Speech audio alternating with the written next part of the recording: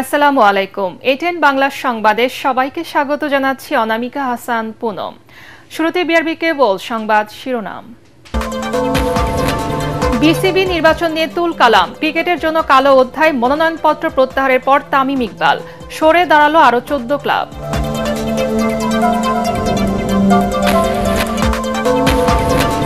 কেউ যেন সাম্প্রদায়িক সম্প্রীতি বিনষ্ট করতে না পারে সে ব্যাপারে সতর্ক থাকতে আইন শৃঙ্খলা বাহিনীর প্রতি তারেক রহমানের আহ্বান।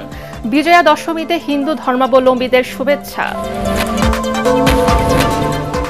কার্যক্রম নিষিদ্ধ আওয়ামী লীগের নির্বাচনে অংশগ্রহণ ও রাজনীতিতে ফেরার সুযোগ নেই, বিএনপি নেতাদের হুঁশিয়ারি।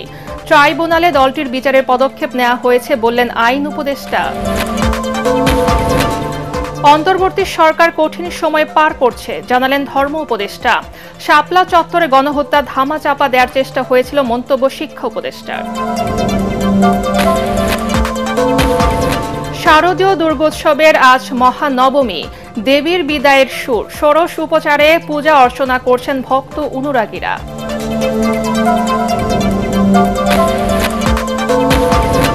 এবং অবরোধ কর্মসূচি প্রত্যাহার করে স্বাভাবিক হচ্ছে খাগড়াছড়ির জনজীবন। 144 ধারা থাকলেও চলছে দূরপাল্লার বাস, খুলেছে দোকানপাট। শুনছিলেন বিআরবি কেবল সংবাদ শিরোনাম, এবারে বিস্তারিত।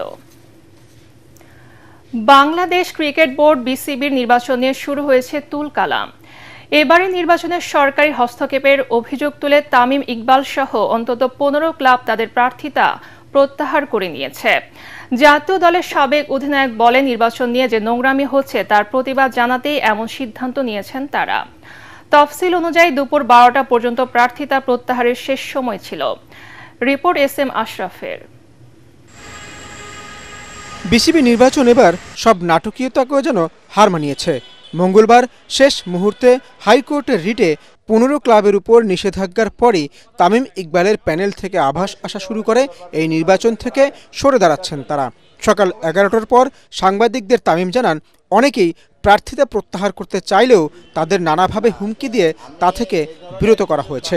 এখানে আরও অনেকেই আজকে উইথড্র করতেন, তাদেরকে বিভিন্নভাবে বিভিন্ন ওয়েতে বোঝানো হয়েছে বা চাপ সৃষ্টি করা হয়েছে, তাদেরকে করে থামানো হয়েছে। বাট এছাড়াও অনেকেই আজকে উইথড্র করতেন। তাও 15 জন যদি আজকে করে থাকেন, যদি আমি রাইট হয়ে থাকি, এটা একটা সিগনিফিকেন্ট নাম্বার। অলমোস্ট 50% আপনার উইথড্র করে নিয়েছে। তামিম ইকবালের সাথে নির্বাচন থেকে সরে দাঁড়িয়েছেন রফিকুল ইসলাম বাবু, মাসুদুজ্জামান, মীর হেলাল, সৈয়দ বুরহান হোসেন পাপ্পু, সিরাজউদ্দিন মোহাম্মদ আলমগীর, ফাহিম সিনহার মতো ক্লাব সংগঠকরা। এই ইলেকশন বাংলাদেশ ক্রিকেট বোর্ডের জন্য একটা কালো দাগ হয়ে গেল। আর এই ইলেকশনের পার্টের সাথে যারা আছে এরা আই এম শিওর তারাও বুঝতে পারেন যে ইলেকশনটা কোনো দিক থেকেই এটা একটা ইলেকশন ছিল না। তফসিল অনুযায়ী 6 অক্টোবর হওয়ার কথা বিসিবির এবারের নির্বাচন। SM Ashraf, ATN Bangla, Dhaka. শারদীয় দুর্গাপূজা ও বিজয়া দশমী উপলক্ষে হিন্দু ধর্মাবলম্বী সবাইকে শুভেচ্ছা ও অভিনন্দন জানিয়েছেন বিএনপির ভারপ্রাপ্ত চেয়ারম্যান তারেক রহমান।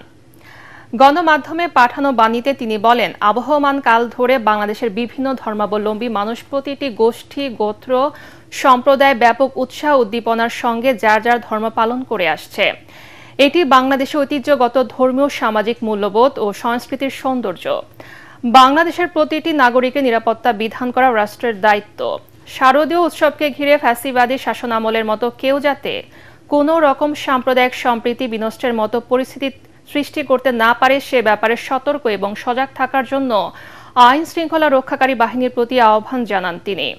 হিন্দু সম্প্রদায়ের প্রতি তারেক রহমান আহ্বান জানান, উৎসাহ উদ্দীপনা সহকারে নিশ্চিন্তে নিরাপদে উৎসব আনন্দ উদযাপন করুন, সৌহার্দ্য সম্প্রীতির বার্তা ছড়িয়ে দিন। তিনি বলেন, বিএনপি বিশ্বাস করে ধর্ম যার যার, রাষ্ট্র সবার, ধর্ম যার যার, নিরাপত্তা পাবার অধিকার সবার। জুলাই গণহত্যার বিচার ছাড়া কার্যক্রম নিষিদ্ধ আওয়ামী লীগের জাতীয় নির্বাচনে অংশগ্রহণ ও রাজনীতিতে ফেরার সুযোগ নেই বলে হুঁশিয়ার করেছেন বিএনপি স্থায়ী কমিটির সদস্য ডাক্তার AJM জাহিদ হোসেন। দলের আরেক নেতা রুহুল কবির রিজভী অভিযোগ করেছেন, বিদেশে দেশের ভাবমূর্তি ক্ষুণ্ণ করতে পতিত স্বৈরাচার দুর্গাপূজাকে কেন্দ্র করে নাশকতা ও বিশৃঙ্খলা সৃষ্টির ষড়যন্ত্র করছে। রাজধানীতে আলাদা অনুষ্ঠানে তারা এসব কথা বলেন। রিপোর্ট মইনুল আহসানের। আন্তর্জাতিক প্রবীণ দিবস উপলক্ষে জাতীয় প্রেস ক্লাবে আলোচনা সভায় যোগ দেন বিএনপির স্থায়ী কমিটির সদস্য ডাক্তার AZM জাহিদ হোসেন। প্রবীণদের প্রতি রাষ্ট্র, সমাজ ও পরিবারের দায়বদ্ধতার কথা তুলে ধরেন বক্তারা। পরে সাংবাদিকদের প্রশ্নের জবাব দিতে গিয়ে ডাক্তার জাহিদ বলেন, গণহত্যাকারী দল আওয়ামী লীগের কার্যক্রমের উপর নিষেধাজ্ঞা তুলে নেওয়া নিয়ে আন্তর্জাতিক গণমাধ্যমে দেয়া প্রধান উপদেষ্টার বক্তব্য মানুষের মনে নানা প্রশ্নের জন্ম দিয়েছে। মাননীয় প্রধান উপদেষ্টা যেটা বলেছেন তার মধ্যে যেটা মানুষের মধ্যে একটু ইভেন আমার মধ্যেও এক ধরনের প্রশ্নবোধক চিহ্ন হয়েছে। 5ই আগস্ট উনি পালাতেন না। উনি যদি সত্যিকার অর্থে রাজনীতিবিদ হতেন তাহলে মাঠে থেকে রাজনীতি মোকাবেলা করতেন। গণহত্যার বিচার ও কৃতকর্মের জন্য ক্ষমা চাওয়ার আগ পর্যন্ত আওয়ামী লীগের রাজনীতিতে ফেরার সুযোগ নেই বলেও মনে করেন তিনি। কোন অবস্থাতে গণহত্যাকারী এবং গণদুশ্মন যারা ছিল, যারা গুম করেছে, যারা মানুষকে নির্বিচারে গুলি করে হত্যা করেছে, দেশের সম্পদ লুণ্ঠন করে পাহাড় করেছে, তারা গণদুশ্মন এবং তাদের নির্বাচন কেন, তাদের বিচার ছাড়া বা তাদের অনুসূচনা ছাড়া জনগণের কাছে ক্ষমা চাইতে হবে। এটা জনগণ সিদ্ধান্ত নেবে ক্ষমা করবে কি করবে না। এদিকে রাজধানীর পল্টনে শারদীয় দুর্গাপূজা উপলক্ষে সনাতন ধর্মাবলম্বীদের সাথে শুভেচ্ছা বিনিময় করেন বিএনপির সিনিয়র যুগ্ম মহাসচিব রুহুল কবির রিজভী। এ সময় তিনি বলেন, যে কোনো মূল্যে বাংলাদেশের সাম্প্রদায়িক সম্প্রীতি ধরে রাখতে হবে। আজকে পাহাড়ে অশান্তি কেন, সারা দেশকে ওই দিকে দৃষ্টি নিবদ্ধ করা হলো কেন এই উৎসবের মুহূর্তে? এটা পরিকল্পিত। বাংলাদেশকে অস্থিতিশীল করার একটা জাতীয় আন্তর্জাতিক চক্রান্ত। যারা শেখ হাসিনার পতনকে মেনে নিতে পারেনি তারাই এই চক্রান্ত করে যাচ্ছে যে এই দুর্গাপূজার সময় এমন কিছু ঘটনা ঘটাতে হবে যাতে বাংলাদেশের ভাবমূর্তি নষ্ট হয় বিদেশে। পতিত স্বৈরাচার যাতে ফিরে আসতে না পারে সে ব্যাপারে সবাইকে সতর্ক থাকার আহ্বান জানান বিএনপির এই মুখপাত্র। মইনুল আহসান, ATN বাংলা, ঢাকা। আওয়ামী লীগের রাজনৈতিক কার্যক্রম নিষিদ্ধ রয়েছে, তা তুলে নেবার কোনো সম্ভাবনা নেই, বরং দল হিসেবে আন্তর্জাতিক অপরাধ ট্রাইব্যুনালে তাদের বিচারের পদক্ষেপ নেওয়া হয়েছে বলে জানিয়েছেন আইন উপদেষ্টা ডক্টর আসিফ নজরুল। বরিশাল শহরের শঙ্কর মঠ পূজা মণ্ডপ পরিদর্শন করতে গিয়ে তিনি কথা বলেন। পাহাড়কে যারা অশান্ত করতে চায় তাদের বিরুদ্ধে ব্যবস্থা নেওয়া হবে বলেও জানান আইন উপদেষ্টা। আমাদের আন্তর্জাতিক অপরাধ আদালতে যে প্রসিকিউশন টিম আছে সেই টিমের পক্ষ থেকে সংগঠন হিসাবে আওয়ামী লীগের বিচার চাওয়ার একটা পদক্ষেপ বরং নেওয়া হচ্ছে। কাজেই এই নির্বাচনের আগে তো দূরের কথা, অদূর ভবিষ্যতে আমি আমার পর্যবেক্ষণ থেকে যেটুকু বুঝি আর কি, আমার ধারণা আওয়ামী লীগের কার্যক্রম এটা আপনার যে নিষিদ্ধ হয়েছে এটা উইথড্র হওয়ার কোনো সম্ভাবনা নাই। বিচারের দৃশ্যমান প্রক্রিয়া তো হয়েছে এবং আমরা আশা করছি এই আমাদের আগামী নির্বাচনের আগে আমরা কিছু বিচার কাজের কমপ্লিশন দেখে যেতে পারবো। জামাতে ইসলামীর আমির ডাক্তার শফিকুর রহমানের সঙ্গে সৌজন্য সাক্ষাৎ করেছেন বাংলাদেশে নিযুক্ত সুইডেনের রাষ্ট্রদূত নিকোলাস উইক্স। সকালে জামাত আমিরের বসুন্ধরার কার্যালয়ে তাদের এই সাক্ষাৎ অনুষ্ঠিত হয়। বৈঠকে বাংলাদেশে বিরাজমান সার্বিক পরিস্থিতি, বাংলাদেশ সুইডেন দ্বিপক্ষীয় সম্পর্ক ও বিনিয়োগ সহ স্বার্থ সংশ্লিষ্ট বিষয়ে আলোচনা করেন তারা। ভবিষ্যতে দুদেশের মধ্যে বাণিজ্য ও বিনিয়োগ আরও বাড়বে বলেও তারা আশাবাদ জানান।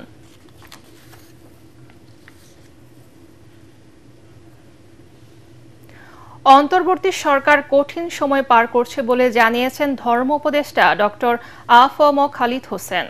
প্রতিনিয়ত নতুন নতুন গোয়েন্দা রিপোর্ট আসছে বলেও জানান তিনি।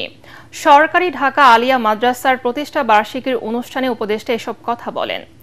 এ সময় শিক্ষা উপদেষ্টা ডক্টর CR আবরার বলেন, অতীতে জঙ্গি নাটক সাজানো হতো, শাপলা চত্বরে গণহত্যা ধামাচাপা দেওয়ারও চেষ্টা হয়েছিল, এখন সময় এসেছে জবাবদিহিতার। মিজান শাহজাহানের রিপোর্ট। সরকারি আলিয়া মাদ্রাসার ২৪৬তম প্রতিষ্ঠাবার্ষিকীর আলোচনা সভায় অংশ নেন সাবেক ও বর্তমান শিক্ষার্থীরা। এ সময় ধর্ম উপদেষ্টা আ.ফ.ম. খালিদ হোসেন বলেন, নির্বাচন ফেব্রুয়ারিতেই হবে, তবে যাতে সংস্কারের সুযোগ নষ্ট না হয় সেজন্য চক্রান্তকারীদের ব্যাপারে সজাগ থাকার তাগিদ দেন তিনি। আগামী ২-৩ দিন পর্যন্ত আমরা খুব critical juncture we are passing. আমরা অত্যন্ত কঠিন মুহূর্ত পার করছি। রাত দিন আমাদের ঘুম নাই। সকালে একবার গোয়েন্দারা রিপোর্ট পাঠায়, রাতে আরেকটা পাঠায়। নিউ ইয়র্কে আমাদের যে প্রধান, ওনার সাথে গত রাতেও আমার কথা হয়েছে। সুযোগ সব সময় আসে না, একবার সুযোগ আসতে 54 বছর অপেক্ষা করতে হয়। আগামী দিনের এই সুযোগ যদি হাতছাড়া করে দেন, আমি জানি না এই সুযোগ আপনারা আগামী দিনে পেতে কতদিন লাগবে। উপদেষ্টা বলেন, রাজনীতিবিদরা ব্যক্তি স্বার্থে শিক্ষার্থীদের ব্যবহার করে, এজন্য ছাত্র রাজনীতির পক্ষে নন তিনি। এক ছাত্র আরেক গ্রুপের ছাত্রকে মেরে মাথার যে খুলি স্কাল এটা ভেঙে দিয়েছে, তারপরে ব্যান্ডেজ করে উপরে লেখা আছে হাত দিয়েন না, মাথায় হাট নাই, হাড্ডি নাই। শিক্ষা প্রতিষ্ঠানে স্টুডেন্ট পলিটিক্স নামের দুর্বৃত্তপনা বন্ধ করে দিতে হবে। অনুষ্ঠানে শিক্ষা উপদেষ্টা সিআর আবরার বলেন, অনাকাঙ্ক্ষিত হস্তক্ষেপে শিক্ষা প্রতিষ্ঠানে যোগ্য ব্যক্তিরা কাজের সুযোগ পেতেন না। এ সময় শাপলা চত্বরে হত্যাকাণ্ড নিয়ে তৎকালীন সরকারের কর্মকাণ্ডের তীব্র সমালোচনা করেন তিনি। শাপলা চত্বরে যে হত্যাযজ্ঞ হয়েছিল, সরকার সেটাকে ধামাচাপা দেওয়ার চেষ্টা করেছিল এবং বুদ্ধিজীবীরা প্রায় সকলেই সেখানে নীরব সেখানে ছিলেন এবং তার মাধ্যমে ওই হত্যাযজ্ঞকে তারা প্রশ্রয় দিয়েছিলেন। ওকে যে ধামাচাপা দেওয়া যায় না এবং জবাবদিহিতা যে কোনো এক সময় করতে হবে, সেই জবাবদিহিতার সময় কিন্তু এখন এসছে। শিক্ষা মন্ত্রণালয়ের মাদ্রাসা ও কারিগরি বিভাগের সচিব রফিকুল ইসলাম বলেন, আলিয়া মাদ্রাসার সিলেবাস সমাজ ও রাষ্ট্রের শতভাগ চাহিদা পূরণ করতে পারছে না, এজন্য কোরআন ও হাদিসের বিষয়ে আরও গুরুত্ব দেওয়ার তাগিদ দেন তিনি। মিজান শাহজাহান, এটিএন বাংলা, ঢাকা। নিউ ইয়র্কে জাতিসংঘ সাধারণ পরিষদের অধিবেশনে যোগদান শেষে দেশের পথে প্রধান উপদেষ্টা ডক্টর মোহাম্মদ ইউনূস। স্থানীয় সময় রাত 11:10 ঢাকার উদ্দেশ্যে নিউ ইয়র্ক ছেড়েছেন তিনি। প্রধান উপদেষ্টাকে বিদায় জানাতে জন এফ কেনেডি আন্তর্জাতিক বিমানবন্দরে উপস্থিত ছিলেন। জাতিসংঘে বাংলাদেশের স্থায়ী প্রতিনিধি সালাউদ্দিন নোমান চৌধুরী ও যুক্তরাষ্ট্রে বাংলাদেশের রাষ্ট্রদূত তারেক আরিফুল ইসলাম।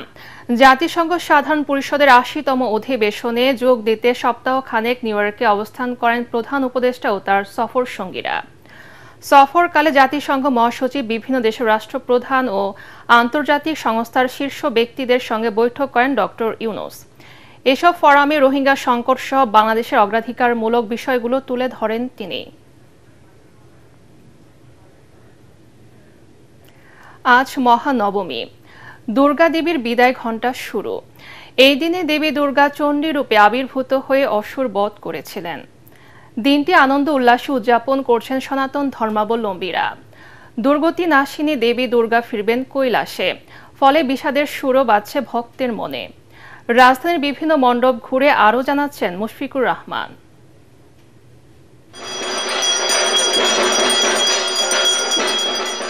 ঢাকের এই তাল বিজয়ের, অর্জনের, উল্লাসের। অশুভ শক্তির বিরুদ্ধে দেবীর বিজয়ের আনন্দে মাতোয়ারা ভক্তকুল। সকালে ঢাকেশ্বরী মন্দিরে বিহিত পূজার মাধ্যমে শুরু হয় মহানবমীর আনুষ্ঠানিকতা। এর আগে সন্ধি পূজার মাধ্যমে মহানবমীর তিথি শুরু হয়। দুর্গতি নাশিনী দেবী দুর্গা চণ্ডীরূপে আবির্ভূত হন, বধ করেন অশুভ শক্তির আধার অসুরকে। আমার খুব ভালো লাগছে, সবাইকে জানাই আমার পক্ষ থেকে শারদীয় শুভেচ্ছা। পূজাটা সুস্থভাবে সম্পন্ন করতে চাই, প্রার্থনাতে থাকবে মা যাতে সবাইকে ভালো রাখেন। সকল অপশক্তির বিনাশ ঘটুক এই মহানবমীতে। আজিমপুর সরকারি আবাসন পূজা মণ্ডপে পুষ্পাঞ্জলির মাধ্যমে হৃদয়ের আকুতি বা প্রার্থনা সর্বোচ্চ সম্মান এবং ভক্তি ভরে গৌরীর চরণে সমর্পণ করেন হিন্দু ধর্মাবলম্বীরা। আজকে নবমীর অঞ্জলি দিতে বাবা মা ভাই সব পরিবারে এসেছি এবং এবারের পুজোটা আসলে আমার জন্য অনেক ডিফারেন্স, কারণ অনেক নতুন নতুন মানুষের সাথে পরিচয় হয়েছে, তাদের সাথে ঘুরতে বের হয়েছি। যত অপশক্তি রয়েছে সবকিছু যাতে মা দূর করে দেন, যেন সমগ্র পৃথিবী থেকে রোগ শোক জরা ব্যাধি যুদ্ধ বিগ্রহ সমস্ত কিছু যেন মা নিরসন করে। আমাদের মধ্যে মনুষ্যত্ব মানবতা জেগে উঠবে এবং ধর্ম বর্ণ নির্বিশেষে সকল নিপীড়িত জাতি এই মায়ের আগমনের মাধ্যমে মুক্তি পাবে। নিজেকে পরিশুদ্ধ করব, সমস্ত বিশ্বকে ভ্রাতৃত্বের বন্ধনে আবদ্ধ করবে, এটাই হলো দুর্গাপূজার মূল উদ্দেশ্য। মুসলমানরাও কাজ করে, হিন্দুরাও কাজ করে, বৌদ্ধরাও কাজ করে, সবাই মিলে মনুষ্যত্ব লাভ করার জন্য আমরা এই কাজটি করে থাকি। সন্ধ্যায় মণ্ডপগুলোতে আরতি বা ধুনুচি নাচের পর রাতে শুরু হবে বিজয়া দশমীর লগ্ন, ফলে বিষাদের সুরও বাজছে ভক্তের অন্তরে। পূজা শুরুটাই বেশি মজা আর কি, শেষটা অনেক কষ্টের। মাকে আমরা সিদ্ধিদাত্রী রূপে আজকে পূজা করি, আর তারপরে তো বিসর্জনের সেই বেদনা, সেই কষ্ট আমাদের। আমরা সারা বছর কিন্তু অপেক্ষা করি যে মা আসবে, কিন্তু কালকে যখন চলে যাবে তখন বিষাদের ছায়া নামবে। আগামী বছর জন্য তার জন্য এই আনন্দ অশ্রু নিয়ে অপেক্ষা করতে পারি। বৃহস্পতিবার বিজয়া দশমী, বিসর্জনের মাধ্যমে কৈলাসে স্বামীর বাড়ি ফিরবেন ভবের ভবানী দুর্গা দেবী। মুশফিকুর রহমান, এটিএন বাংলা, ঢাকা। টাঙ্গাইলে ধর্মীয় সম্প্রীতির মেলবন্ধন সৃষ্টি করেছেন এলাকাবাসী। প্রতি বছরের মতো এবারও নাগরপুরে চৌধুরী বাড়িতে চলছে দুর্গাপূজার আয়োজন। তবে আজান দেওয়ার সময় বন্ধ থাকছে ঢাক ঢোলের বাজনা। গেল 5 দশক ধরে এভাবে পাশাপাশি চলছে নামাজ ও পূজা, নেই দ্বন্দ্ব কিংবা হানাহানি। টাঙ্গাইল প্রতিনিধি নাসির উদ্দিনের পাঠানো তথ্য ছবিতে আরও জানাচ্ছেন ফারহিন ইসলাম টুম্পা। নাগরপুর চৌধুরী বাড়ির মন্দিরে চলছে শারদীয় দুর্গোৎসবের পূজা অর্চনা, উলুধ্বনি ও ঢাকের বাজনা।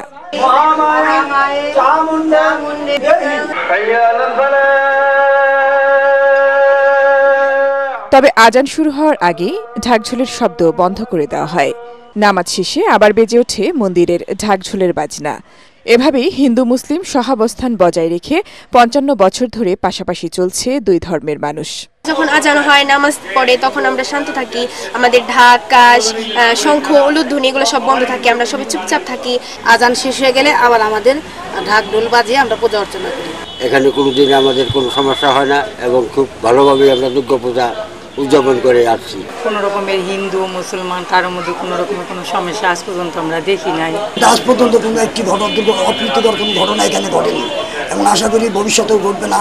মুসল্লিরা জানান, আজান ও নামাজের সময়সূচি হিন্দু ধর্মাবলম্বীদের কাছে দেওয়া আছে। এ নিয়ে তাদের মাঝে কোনো মনোমালিন্য নেই। এর থেকেই প্রমাণিত হয় যে বাংলাদেশ একটি সাম্প্রতিক দেশ, এখানে শান্তিপূর্ণভাবে সকলের ধর্ম পালন করতে পারে। আমরা এখানে হয়তো তুলব আর ওখানে ওনারাই হয়তো তুলবে, তবে এটা যদি না হয় তাহলে তো আর সুন্দর হবে না। যদি এমনভাবে আমাদের পুরো দেশটাই সাম্য বজায় রেখে চলে, তাহলে এই দেশের অবস্থা বিশ্বের ভিতরে এক চ্যাম্পিয়ন দেশ হিসাবে আমরা গর্বিত করতে পারবো। একই স্থানে মসজিদ আর মন্দির নিয়ে কখনো দ্বন্দ্ব হয়নি বলে জানান এলাকার বিশিষ্টজনেরা। সারা নাগরপুর উপজেলায় একটি মন্দিরেও কিন্তু কোনো রকম দুর্ঘটনা এবং কোনো অন্যায় অত্যাচার ঘটেনি। এই যে সম্প্রীতির যে একটি উদাহরণ, আমরা সবাই মিলেমিশে হিন্দু বৌদ্ধ খ্রিস্টান সকলেই এই উৎসবটিকে সার্বজনীন প্রাণের উৎসব হিসাবে যাতে সুন্দরভাবে প্রতিপালিত হতে পারে, এজন্য কিন্তু আমরা সবাই একটা লক্ষ্য এবং উদ্দেশ্য নিয়ে কাজ করছি। প্রশাসন জানায় এটি সাম্প্রদায়িক সম্প্রীতির উজ্জ্বল দৃষ্টান্ত। প্রায় 92 বছর আগে ওঝা ঠাকুর ও হরনাথ স্মৃতি কেন্দ্রীয় দুর্গা মন্দির প্রতিষ্ঠা করা হয়। এর প্রায় 4 দশক পর একই আঙিনায় নির্মাণ করা হয় নাগরপুর চৌধুরী বাড়ি কেন্দ্রীয় জামে মসজিদ। এরপর থেকে সম্প্রীতি বজায় রেখে নিজ নিজ ধর্ম পালন করে চলেছেন তারা। স্থাপন করেছেন হিন্দু মুসলিম সম্প্রীতির অনন্য উদাহরণ। Bureau report, ATN Bangla. সড়ক অবরোধ কর্মসূচি স্থগিত করায় স্বাভাবিক হচ্ছে খাগড়াছড়ির জনজীবন। সকাল থেকে অভ্যন্তরীণ ও দূরপাল্লার গাড়ি চলাচল করছে, তবে শহরতলিতে যানবাহন চলাচল সীমিত। 4 দিন পর শহরের দোকানপাট খুলেছে। স্কুল ছাত্রী ধর্ষণের অভিযোগ তুলে অনির্দিষ্টকালের সড়ক অবরোধ ডেকেছিল যুগ্ম ছাত্র জনতা নামে একটি সংগঠন। গতরাতে সংগঠনটির ফেসবুক পেজে জানানো হয়, শারদীয় দুর্গোৎসবের প্রতি সম্মান জানিয়ে এবং প্রশাসনের দাবি বাস্তবায়নের আশ্বাসের ভিত্তিতে অবরোধ প্রত্যাহারের সিদ্ধান্ত নেওয়া হয়েছে। তবে জেলা প্রশাসনের জারি করা 144 ধারা বহাল আছে। অবরোধ স্থগিত হলেও এখনও জনমনে আতঙ্ক রয়েছে। অবরোধ না থাকলেও খাগড়াছড়ি ও গুইমারায় বাড়তি নিরাপত্তা ব্যবস্থা অব্যাহত আছে। সেনা টহলের পাশাপাশি বিজিবি ও পুলিশের তৎপরতা দেখা গেছে। বিভিন্ন পূজা মণ্ডপ পরিদর্শন করেছেন সেনাবাহিনীর Khagrachari region commander brigadier general Hasan Mahmud. এদিকে বিকেলে খাগড়াছড়ি জেলা প্রশাসক ABM ইফতেখারুল ইসলাম খন্দকার জানান, সবকিছু স্বাভাবিক হলে 144 ধারা তুলে নেওয়া হবে। বুধবার সন্ধ্যায় জেলা সদরের স্বনির্ভরে সহিংসতায় ক্ষতিগ্রস্ত বাজার পরিদর্শন করার সময় সাংবাদিকদের তিনি এসব কথা বলেন। তদন্ত কমিটি তথ্য সংগ্রহ করছে বলেও জানান জেলা প্রশাসক। 5 দিন পর দোকান পাওয়া হয়েছে, তারপরেও এখন কোনো ধরনের লোকজনের নেই। আবার এমনিতে ব্যবসায়ী অনেক কিছু নষ্ট হয়েছে। এখন গাড়ি চলাচল স্বাভাবিক আছে, তো আমি খাগড়াছড়ি থেকে চট্টগ্রাম ইউনিভার্সিটি থেকে যাইতে পারতেছি। এখন যেহেতু হরতাল নাই, আমাদের জন্য অনেক সুবিধা হয়েছে। আমরা গরিব মানুষ, আমরা তো শান্তি চাই, সবাই যেন মিলেমিশে থাকতে চাই। অবরোধকারীরা অবরোধ প্রত্যাহার করার কারণে জনজীবন স্বাভাবিক হয়ে যাচ্ছে, বিশেষ করে গাড়ি ঘোড়া চলমান আছে। এই নিরাপত্তা ব্যবস্থা এখন সম্পূর্ণ স্বাভাবিক। আমরা সাজেকের পর্যটন ব্যবস্থাকেও খুলে দিয়েছি, পর্যটকরা আসতে পারেন, এবং যেহেতু অবরোধ নেই, সেটা 144 ধারা আছে, কিন্তু জনগণের সবকিছু স্বাভাবিকভাবে তারা করতে পারেন। ব্যবসা বাণিজ্য, দোকানপাট এবং এখানে যারা স্থানীয় জনসাধারণ আছেন তারা স্বাভাবিকভাবে সকল কার্যক্রম সম্পন্ন করতে পারে। যত বাধাই আসুক, ডক্টর ইউনূসের নেতৃত্বে ফেব্রুয়ারিতে নির্বাচন হবে বলে মন্তব্য করেছেন অ্যাটর্নি জেনারেল মোহাম্মদ আসাদুজ্জামান। দুপুরে ঝিনাইদহ ডায়াবেটিক সমিতি আয়োজিত মতবিনিময় সভায় তিনি এই মন্তব্য করেন। এ সময় তিনি বলেন, সাংবিধানিকভাবে সরকার পরিবর্তনের সকল পথ যখন রুদ্ধ হয়ে গিয়েছিল, তখন জুলাই বিপ্লবের শহীদরা তাদের জীবন দিয়ে শেখ হাসিনাকে দেশ ছেড়ে পালিয়ে যেতে বাধ্য করে। ছাত্র জনতার এই বিজয় দেশে গণতান্ত্রিক উত্তরণের পথ উন্মুক্ত করেছে, আর এই উন্মুক্ত পরিবর্তিত পরিস্থিতি বর্তমান সরকারের বৈধতা দিয়েছে। মতবিনিময় সভায় জেলা বিএনপির সভাপতি অ্যাডভোকেট MA মজিদ ও ঝিনাইদহ ডায়াবেটিক সমিতির সভাপতি মোয়াজ্জেম হোসেন উপস্থিত ছিলেন। প্রফেসর ইউনূস সাহেবের নেতৃত্বে বাংলাদেশ গণতন্ত্র উত্তরণের যে পথ এগিয়ে যাচ্ছে, সেই পথ যত বাধায় আসুক না কেন, যত ব্যারিকেড আসুক, সেই পথে যত রকম কাটা ছিটানো হোক না কেন, সমস্ত বাধার প্রাচীর উত্তরে বাংলাদেশের মানুষ আগামী ফেব্রুয়ারিতে নির্বাচনের মাঠে ভোট দিতে যাবে। এটাই বাংলাদেশের মানুষের সামাজিক চুক্তি। আজ শারদীয় দুর্গোৎসবের মহানবমী। মহানবমীর সকল আনুষ্ঠানিকতা শেষে কাল দশমীতে কৈলাসে অর্থাৎ স্বামীর বাড়ি ফিরে যাবেন দেবী দুর্গা। দেয়া হবে বিসর্জন। নারায়ণগঞ্জের সকাল থেকে মণ্ডপে মণ্ডপে নবমীর পূজার আনুষ্ঠানিকতা শুরু হয়। সন্ধি পূজার মাধ্যমে যা অষ্টমীর শেষে নবমীর প্রথম সকালে দেবী চামুণ্ডার পূজা করা হয় এবং 108টি মাটির প্রদীপ ও 108টি পদ্মফুল নিবেদন করা হয় দুর্গার প্রতিমার কাছে। নারায়ণগঞ্জ শহরের 47 দুর্গা পূজা মণ্ডপের পাশাপাশি শহরের বাইরে প্রত্যন্ত অঞ্চলেও চলছে সার্বজনীন পূজার পাশাপাশি ব্যক্তিগত ও পারিবারিক আয়োজনে পুজোর উৎসব। এই উপলক্ষে রাজশাহী মহানগরীর পূজা মণ্ডপগুলোতে দুর্গার মহাস্নান ও ষোড়শ উপচারে পূজা অনুষ্ঠিত হয়। মহানবমীতে বলিদান ও দমমী হোমের রীতি রয়েছে। এদিন 108টি নীল পদ্মে পূজা অনুষ্ঠিত হয় দেবী দুর্গার। রাজশাহী মহানগর ও জেলায় মোট 470টি মণ্ডপে এবার দুর্গাপূজা অনুষ্ঠিত হচ্ছে। বগুড়ায় সকালে শহরে দত্তবাড়ি দেবসেবা ট্রাস্টি বোর্ড মন্দিরে নবমী পূজা অনুষ্ঠিত হয়। পূজায় 108টি বেলপাতা, আম, কাঠ, ঘি ও 108টি পদ্ম নিবেদন করা হয়।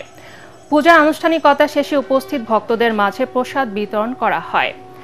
ঝালকাঠি শারদীয় দুর্গাপূজার চতুর্থ দিনে জেলায় 155টি মণ্ডপে ধূপ, পঞ্চপ্রদীপ, উলুধ্বনি আর ঢাকের বাদ্যের সঙ্গে বাজছে শঙ্খনাদ। উচ্চারিত হচ্ছে পুরোহিতের মন্ত্র। ঝালকাঠি শহরের বিভিন্ন পূজা মণ্ডপ পরিদর্শন করেছেন বিএনপি চেয়ারপারসনের উপদেষ্টা ডক্টর জিয়াউদ্দিন হায়দার ও সাবেক এমপি ইসরাত সুলতানা ইলেন ভুট্টো সহ বিএনপি নেতারা। শারদীয় দুর্গোৎসব উপলক্ষে ময়মনসিংহের গফরগাঁও পৌর শহরের বিভিন্ন মন্দির পরিদর্শন করেছেন দক্ষিণ জেলা বিএনপির সিনিয়র যুগ্ম আহ্বায়ক আলমগীর মাহমুদ আলম সহ অন্যান্য নেতারা। এ সময় এলাকার শান্তি শৃঙ্খলা বজায় রেখে সব ধর্মের মানুষ যেন নিরাপদে উৎসব পালন করতে পারে, সেজন্য বিএনপি সবসময় পাশে থাকবে বলে জানান তারা। সোনালী আঁশ পাট দিয়ে দুর্গা প্রতিমা বানিয়ে সাড়া ফেলেছেন নাটোরের প্রতিমা শিল্পী বিশ্বজিৎ পাল। ব্যতিক্রমে এই শিল্পকর্ম দেখতে দূর দূরান্ত থেকে আসছেন ভক্ত ও দর্শনার্থীরা। নাটোর প্রতিনিধি জুলফিকার হায়দার জোসেফের পাঠানো রিপোর্ট জানাচ্ছেন ফারহিন ইসলাম টুম্পা। ধানের পর এবার সোনালী আঁশ পাট দিয়ে প্রতিমা বানিয়ে তাক লাগিয়ে দিয়েছেন বিশ্বজিৎ পাল। নাটোর শহরের লালবাজারের বাসিন্দা বিশ্বজিৎ পাল বংশ পরম্পরায় প্রতি বছর তৈরি করে আসছেন প্রতিমা। তবে প্রতিমা তৈরিতে তার ব্যতিক্রমী প্রয়াস নজর কাটছে সবার। শহরের কদমতলার রবি সুতম সংঘের মণ্ডপের জন্য এবার দুর্গার পাশাপাশি লক্ষ্মী, সরস্বতী, কার্তিক, গণেশ, অসুর ও সিংহসহ সব প্রতিমাই তৈরি করেছেন পাট দিয়ে। প্রায় 20 কেজি পাটের আঁশ ব্যবহার করেছেন বিশ্বজিৎ। এই কাজটা আমার হচ্ছে বংশীয় পরম্পরা, আর এই কাজটা আমার খুব ভালো লাগে। পারিশ্রমিক যেটাই পাই তারপরে নতুনত্ব কিছু করার চেষ্টা করি। আমি প্রতি বছরই পড়াশোনার পাশাপাশি বাবাকে প্রতিমা তৈরির কাজে সাহায্য করি। পাটের আঁশের বুননে শিল্পীর নিপুণ হাতের ছোঁয়ায় নান্দনিক এসব প্রতিমা দেখে মুগ্ধ হচ্ছেন দর্শনার্থী ও ভক্তরা। পাটের তৈরি দুর্গা প্রতিমা তৈরি করেছে, আমরা সবাই দেখতে আসছি, আমাদের খুব ভালো লাগছে। এবার আকর্ষণটা একটু আলাদা রকম, যেহেতু ভিড়ও দেখতে পাচ্ছেন যে ভালোই হচ্ছে। পূজার অংশগ্রহণ করেছি রবি সুতম সঙ্গে, অনেক সুন্দর পূজা হয়। এবারে প্রতিমাটা অনেক ভালো লাগছে, আমরা খুব খুশি, আমরা এখানে খুব আনন্দ ফুর্তি করি। প্রতি বছরই এমন ব্যতিক্রমী পূজা আয়োজনের লক্ষ্য থাকে রবি সুতম সংঘের। গত বছরও এই মণ্ডপে স্থাপন করা হয়েছিল আলোড়ন সৃষ্টি করা বিশ্বজিৎ পালের 50 কেজি ধান দিয়ে তৈরি প্রতিমা।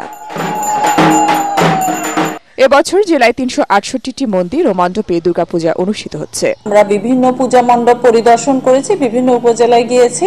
আমাদের নাটোর জেলায় সুষ্ঠু, শান্তিপূর্ণভাবে এবং সাম্প্রদায়িক সম্প্রীতি বজায় রেখে আমাদের পূজা সম্পন্ন হচ্ছে। গ্রাম বাংলার ঐতিহ্যকে ধারণ করে তা দেবী দুর্গার প্রতিমায় ফুটিয়ে তোলার চেষ্টাকে সাধুবাদ জানালেন চারুশিল্পীরা। Bureau report, ATN Bangla. Magura সদরের বালিয়াডাঙ্গা এলাকার সরকারি প্রাথমিক বিদ্যালয়ের টিউবওয়েল চুরি হওয়াকে কেন্দ্র করে দুই দল গ্রামবাসীর মধ্যে সংঘর্ষের ঘটনায় অন্তত 20 জন আহত হয়েছে। এ সময় 30টি ঘরবাড়িও ভাঙচুর করা হয়। মঙ্গলবার বিকেলে এই সংঘর্ষ শুরু হয়ে থেমে থেমে বুধবার সকাল পর্যন্ত চলে। পরে পুলিশের পাশাপাশি সেনাবাহিনীর সদস্যরা ঘটনাস্থলে পৌঁছে পরিস্থিতি নিয়ন্ত্রণে আনে। আহতদের মাগুরা সদর হাসপাতাল, ফরিদপুর ও ঢাকায় পাঠানো হয়েছে।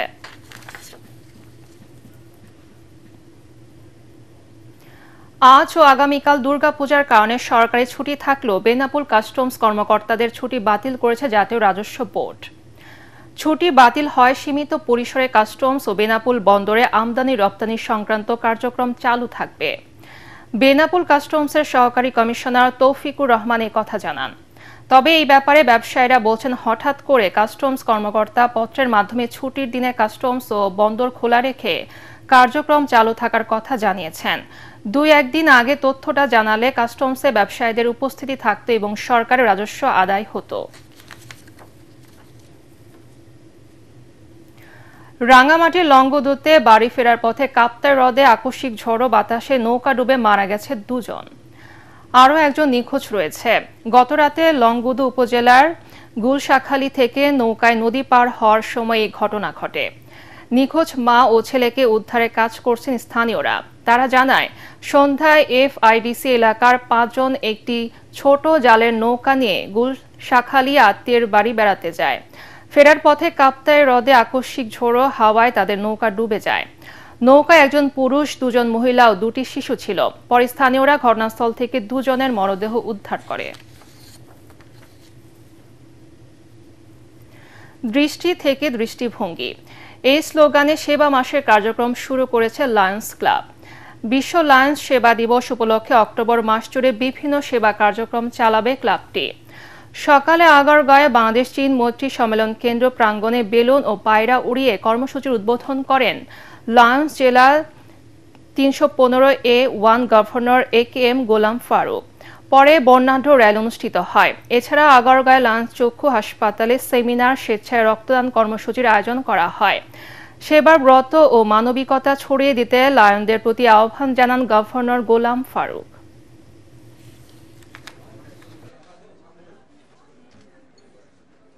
সারা পৃথিবীব্যাপী অক্টোবর সেবা সপ্তাহ শুরু হয়।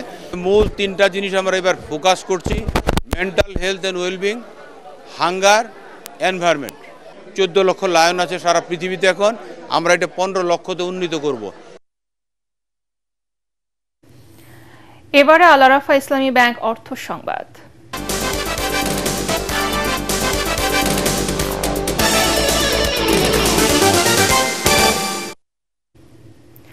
জয়পুরহাটে বেড়েছে সব ধরনের সবজির দাম। গত এক সপ্তাহের ব্যবধানে খুচরা বাজারে অধিকাংশ সবজি বিক্রি হচ্ছে কেজিতে 10 থেকে 30 টাকা পর্যন্ত বেশি দামে। এতে অস্বস্তিতে পড়েছেন মধ্যবিত্ত সহ নিম্ন আয়ের খেটে খাওয়া মানুষ। বিক্রেতারা বলছেন বাজারে সরবরাহ কম থাকায় সবজির দাম বেড়েছে। শীতের সবজির সরবরাহ শুরু হলে দাম কমে আসবে বলে জানান তারা। বর্তমানে জেলার বিভিন্ন হাট বাজারে বেগুন কেজি প্রতি 100 টাকা, পটল 60, করল্লা 100, বরবটি 100, কচুরমুখী 40, কাকরোল 60 ও কাঁচা মরিচ 200 টাকা কেজিতে বিক্রি হচ্ছে। বাজার সহনীয় পর্যায়ে রাখতে প্রশাসনের কঠোর তদারকি চান সাধারণ ক্রেতারা। এবারের সন্ধানে লাইফ ইন্স্যুরেন্স আন্তর্জাতিক সংবাদ।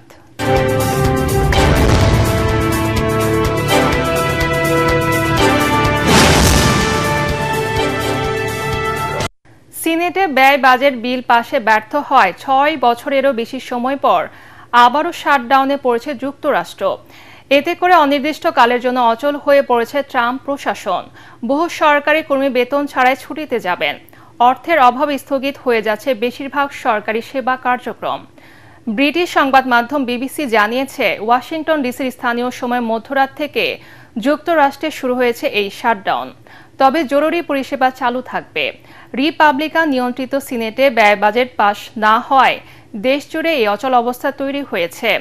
আরও জানছেন আসিফুর রহমান সাগর।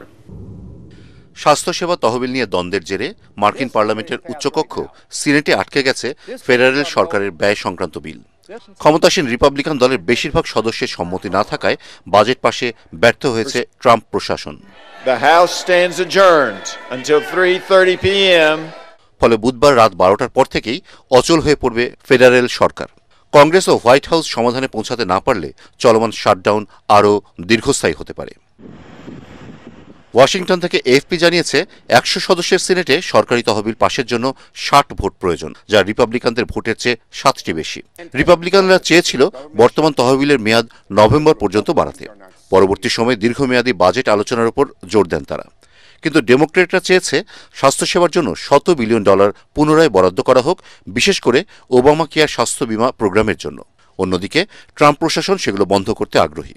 মধ্যরাতের সময়সীমার আগে হাউস প্রস্তাবিত 7 সপ্তাহের স্বল্পকালীন তহবিলের বিরুদ্ধে প্রায় সব সিনেট ডেমোক্রেট সদস্য ভোট দেন। এতে শাটডাউনের কবলে পড়ে বিশ্বের সবচেয়ে বড় অর্থনীতির দেশটি। তবে শাটডাউন কতদিন ধরে চলবে তা এখনও স্পষ্ট নয়। এই শাটডাউনের কারণে কয়েক লাখ ফেডারেল কর্মী ছুটিতে যেতে বাধ্য হবেন। অনেককে বেতন ছাড়াই কাজ করতে হবে। তবে ডাকসেবা, সামরিক বাহিনী আর খাদ্য ভাতা কর্মসূচি চালু থাকবে। এদিকে মার্কিন প্রেসিডেন্ট ডোনাল্ড ট্রাম্প শাটডাউনের দায় চাপিয়েছেন ডেমোক্রেটদের ওপর। সতর্ক করেছেন, শাটডাউনের সময় সরকারি চাকরিতে কাটছাঁট করে বিরোধী দলের সমর্থকদের শাস্তি দেওয়া হবে। আমরা অনেক কর্মী ছাঁটাই করব, এতে তাদের অনেক ক্ষতি হবে। তবে এসব কর্মী সবাই অবশ্যই ডেমোক্র্যাট হবে। অন্যদিকে ডেমোক্রেটরা এর দায় চাপাচ্ছেন রিপাবলিকানদের উপরে। তাদের অভিযোগ, স্বাস্থ্যসেবা খাতে বরাদ্দ না বাড়িয়ে সাধারণ মানুষকে ক্ষতিগ্রস্ত করছেন ট্রাম্প ও তার দল। রিপাবলিকানরা স্বাস্থ্যসেবার সমাধান না করে যুক্তরাষ্ট্রকে শাটডাউনের দিকে ঠেলে দিচ্ছেন। এর আগে 2018 সালে যুক্তরাষ্ট্রে টানা 35 দিন শাটডাউনের কবলে পড়ে যুক্তরাষ্ট্র। আসিফুর রহমান সাগর, এটিএন বাংলা। গাজা যুদ্ধ বন্ধে 8 আরব ও ইসলামিক নেতাদের সঙ্গে ডোনাল্ড ট্রাম্পের 21 দফায় বড় পরিবর্তন এনেছেন ইসরায়েলি প্রধানমন্ত্রী বেনিয়ামিন নেতানিয়াহু। শেষ মুহূর্তে এসব পরিবর্তনে যুদ্ধ প্রতিক্রিয়া জানিয়েছে সৌদি আরব, তুরস্ক, জর্ডান এবং কাতার সহ অন্যান্য দেশগুলো। সংবাদ মাধ্যম মিডল ইস্ট মনিটর জানায়, হামাসকে যুদ্ধবিরতি প্রস্তাবে দেয়া চূড়ান্ত খসড়া আর আরব মুসলিম নেতাদের সঙ্গে সমন্বয় করে তৈরি করা খসড়া অনেকটাই ভিন্ন। বৈঠকে অংশ নেওয়া দেশগুলো জানিয়েছে এটি ছিল একটি যৌথ প্রচেষ্টা। কিন্তু এখন এই বিষয়টিকে ইসরায়েল শান্তির পরিবর্তে শুধুমাত্র নিজেদের নিরাপত্তার টুল হিসেবে ব্যবহার করছে। সবচেয়ে উল্লেখযোগ্য পরিবর্তনটি নেতানিয়াহু এনেছেন তা হল ইসরায়েলি সেনাদের গাজা থেকে প্রত্যাহারের বিষয়ে। সাভারে জলাবদ্ধতা নিরসনের দাবিতে ঢাকা আরিচা মহাসড়ক অবরোধ করে বিক্ষুব্ধ এলাকাবাসী। সকালে সাভারের রাজফুল বাড়িয়া বাস স্ট্যান্ডে এ অবরোধ করে তারা। এতে মহাসড়কের উভয় পাশে কয়েকশো যানবাহন আটকা পড়ে। সৃষ্টি হয় ব্যাপক যানজট। স্থানীয়রা জানায়, সাভারে তেঁতুলঝরা ইউনিয়নের শোভাপুর এলাকায় গত কয়েক মাস ধরে ব্যাপক জলাবদ্ধতা দেখা দিয়েছে। পানি উঠেছে অনেক বাড়িঘরে, বন্ধ হয়ে গেছে চলাচলের রাস্তা। এবারে খেলার খবর।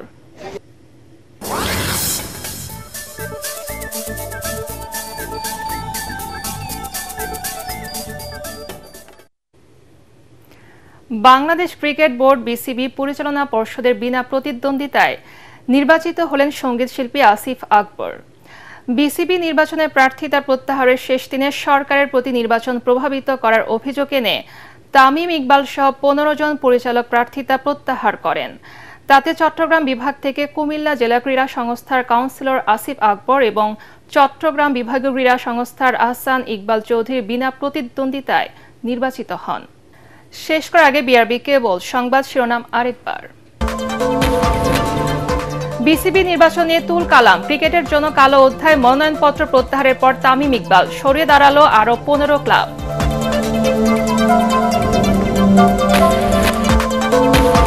কেউ যেন সাম্প্রদায়িক সম্প্রীতি বিনষ্ট করতে না পারে সে ব্যাপারে সতর্ক থাকতে আইন শৃঙ্খলা বাহিনীর প্রতি তারেক রহমানের আহ্বান। বিজয়া দশমীতে হিন্দু ধর্মাবলম্বীদের শুভেচ্ছা। কার্যক্রম নিষিদ্ধ আওয়ামী লীগের নির্বাচনে অংশগ্রহণ ও রাজনীতিতে ফেরার সুযোগ নিয়ে বিএনপি নেতাদের হুঁশিয়ারি। ট্রাইব্যুনালে দলটির বিচারের পদক্ষেপ নেওয়া হয়েছে বললেন আইন উপদেষ্টা। অন্তর্বর্তী সরকার কঠিন সময় পার করছে জানালেন ধর্ম উপদেষ্টা। শাপলা চত্বরে গণহত্যা ধামাচাপা দেওয়ার চেষ্টা হয়েছিল মন্তব্য শিক্ষা উপদেষ্টার। শারদীয় দুর্গোৎসবের আজ মহানবমী, দেবীর বিদায়ের সুর, ষোড়শ উপচারে পূজা অর্চনা করছেন ভক্ত অনুরাগীরা।